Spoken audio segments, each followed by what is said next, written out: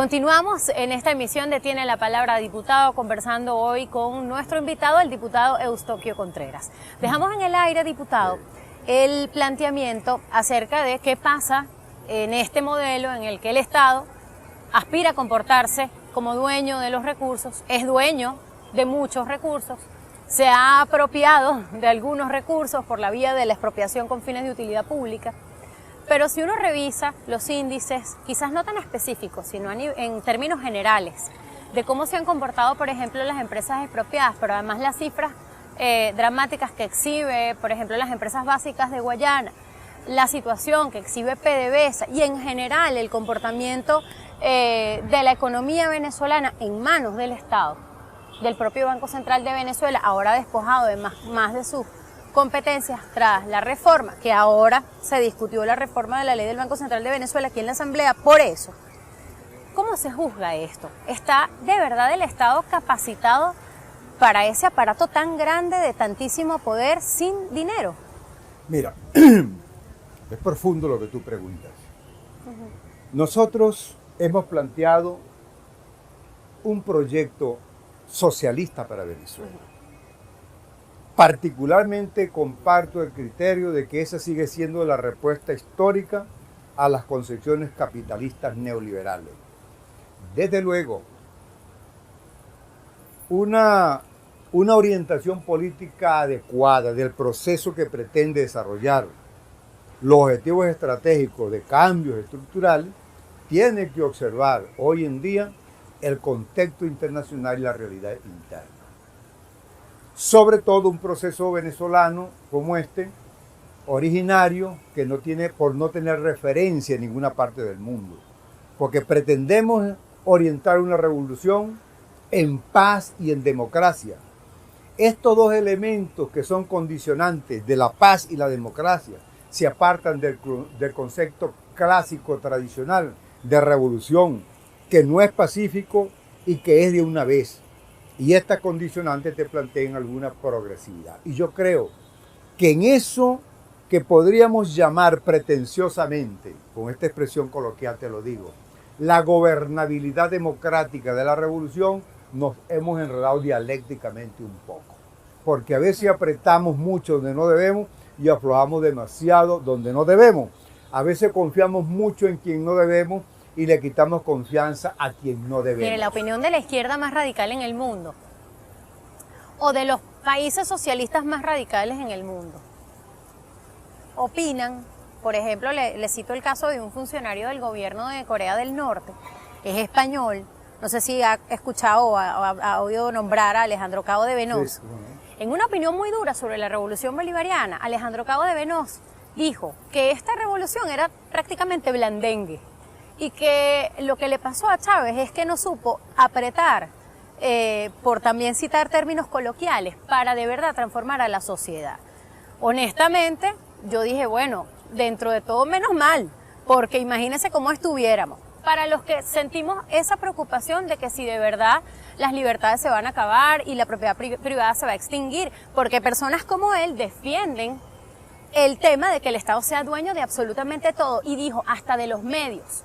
Yo dije, bueno, entonces nos quedaríamos sin trabajo los periodistas. Sí, es respetable, hay muchas opiniones, pero yo quería decirte esto de entrada para irme al fondo de un problema, que es que nosotros en este momento tenemos que revisar, y ya Chávez lo pensaba cuando planteó las 3R, de revisión, de rectificación y reimpulso. Algo veía Chávez que había que hacer en el camino, porque tú no puedes apartarte del contexto internacional, y nosotros tenemos que reconocer que aún siendo el socialismo, y esta es una opinión particular para el debate que tenemos que hacer, aún siendo el socialismo la respuesta histórica al capitalismo, yo creo que en el contexto internacional y la realidad interna, por lo que nos pasó en los resultados electorales de diciembre, que perdimos la mayoría de aquí de la Asamblea Nacional, eso nos obliga a entender que pareciera ser que se necesita una etapa previa de educación del pueblo, de fortalecimiento de las instituciones, porque esto es una revolución en democracia, de empoderamiento popular. Y esto es bueno declararlo porque conceptualmente tenemos que ver si esto es una revolución o es un proceso de cambios estructurales que es distinto, absolutamente distinto, y merecen una aplicación progresiva en cada caso. Ahora bien, hay muchas desviaciones, pero estas desviaciones no implican una derrota del proyecto socialista, sino que nos hemos apartado de las concepciones socialistas. Porque yo creo que nosotros tenemos que ser autocríticos. Ese perfil del hombre nuevo, diputado, si fuese tan honesto y tan genuino, como muchas veces el presidente Chávez aseguraba y describía a ese hombre nuevo desprovisto de ambiciones personales, capaz de renunciar a las propias prebendas para beneficiar al pueblo, ese hombre nuevo prácticamente bueno por naturaleza existe en el entorno del gobierno, porque uno sí puede en este momento citar los escoltas, los choferes, los lujos, las fotos que se toman en Instagram algunos directivos, no solamente del gobierno propiamente, sino de entes públicos, que descaradamente exhiben cómo se han lucrado y que no han sido ni siquiera juzgados. Dos problemas nosotros. ¿Qué pasó con el hombre nuevo del presidente? Muy bien. Bueno, eso es una aspiración legítima. Algunos lo ubican en el campo de las teorías utópicas. Otros lo ubicamos en las teorías de las posibilidades. Es decir, ¿cayó esto en el plano de la utopía, diputado, un poco? No, uno los califica. Además, la utopía es un sueño hermoso. Es tan hermoso que es un horizonte que es tan perfecto que es casi inalcanzable. Y lo bonito de incursionar en él es que como el hombre es perfectible infinitamente, en la medida que tú aspires más, puedes desarrollar más espacios, abrir más espacios para que la persona humana se desarrolle. Y yo creo que allí nos hemos también enredado un poco. Uno de los grandes problemas que nosotros tenemos que copiamos a propósito de lo nuevo. Una de las características de la revolución en su falla es más bien que ha copiado lo viejo. La economía rentista. Nosotros tenemos que entenderlo sin miedo porque son equivocaciones y errores, no son propósitos. Nosotros no se justifica que en 17 años copiamos al carbón la economía rentista petrolera. Y fíjate lo que nos pasa. Ahora no hay dinero para mantener ese superestado. Copiamos también el paternalismo de Estado con una sociedad parasitaria amamantada de la renta petrolera.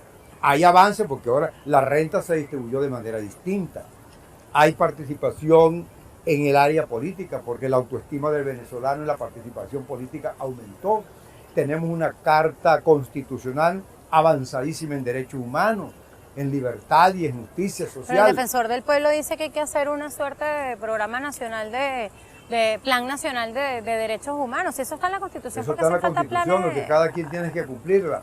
Ahora, yo sí creo que el proceso revolucionario está viviendo una etapa fundamental, pero estamos en una etapa muy delicada. La legislación que tú has visto aquí en la Asamblea Nacional así lo demuestra.